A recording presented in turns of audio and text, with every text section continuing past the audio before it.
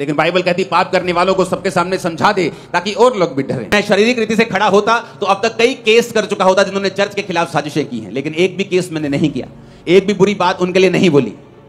अपने खिलाफ बोलने वाले, चर्च के खिलाफ चलने वाले एक भी व्यक्ति के खिलाफ मैंने कुछ नहीं किया। क्यों? क्योंकि ये मेरी लड़ाई नहीं है। जो वचन में लिखा है मैं उसे बोलूंगा और बोलता रहूंगा। लेकिन कब तक?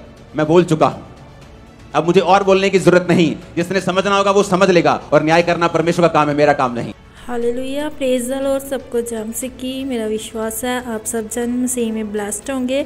विशाल रामदासिया चैनल पर मैं आप लोगों का स्वागत करती हूँ और आज की वीडियो में आप लोगों का स्वागत करते हैं।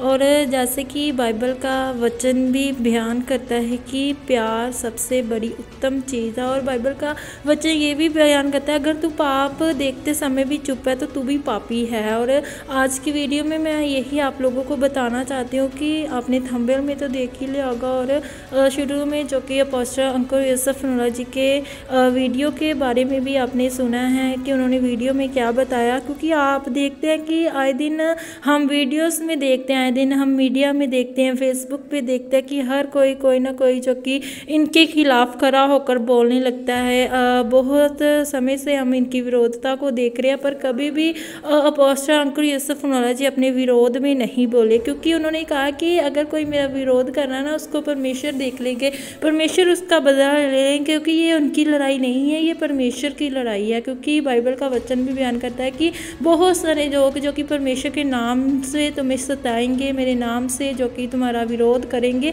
और ये विरोध की लड़ाई जो परमेश्वर की लड़ाई है, और परमेश्वर जो कि बदला लेने वाला परमेश्वर है। और उन्होंने बताया कि ये लड़ाई नहीं मेरी नहीं है, पर अगर मैं पाप को देखकर चुप हूँ, बाइबल का वचन बयान करता है पापी को सबके सामने तू समझा दे कि और भी लोग जो कि डरे इसको देखकर, और भी लोग जो कि अपना मन फिराएं, पाप से दूर रहें कि हमें पाप नहीं करना।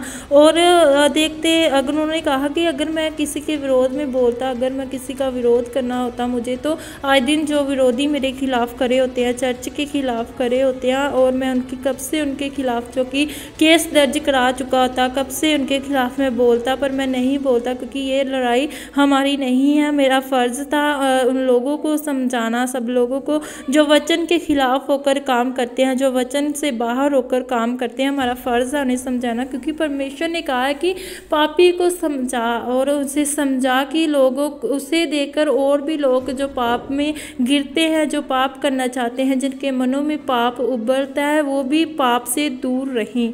आप ये मत समझिए कि ये लड़ाई चल रही है या किसी दोनों टीमों के बीच में कोई लड़ाई चल रही है, दोनों मिनिस्ट्रियों के बीच में कोई लड़ाई चल रही है। ये कोई लड़ाई नहीं है, ये उन लोगों के लिए भी वीडियो है। मैं उन लोगों को भी बताना चाहती हूँ कि ये कोई दोनों मनुष्य के बीच में कोई दोनों मिनिस्ट्री के बीच में कोई लड़ाई नहीं चल रही। ये सिर्फ एक पाप को रोकने की लड़ाई है कि हमें बाइबल के वचन के अकॉर्डिंग चलना है, हमें परमेश्वर के वचन के अकॉर्डिंग चलकर रहना है। जो हमें परमेश्वर के वचन कहते हैं उन्हें हमें मानना है, क्योंकि हम किसी को नहीं डांटेंगे, हम किसी को नहीं समझाएंगे, क्योंकि हम समझाना, किसी को बोलना, किसी को वचन के बीच में समझाना सबका फ़र्ज़ है। क्योंकि बाइबल का वचन बयान करता है कि अगर तू पाप को देखकर चुप है तो तू भी पापी है। इसीलिए उन्होंने इन लोगों को समझाने की कोशिश की है, परमेश्वर के लोगों को समझाने की कोशिश की है कि वो पाप ना करे, परमेश्वर के वचनों में चले। क्योंकि उन्होंने ये भी कहा कि मेरे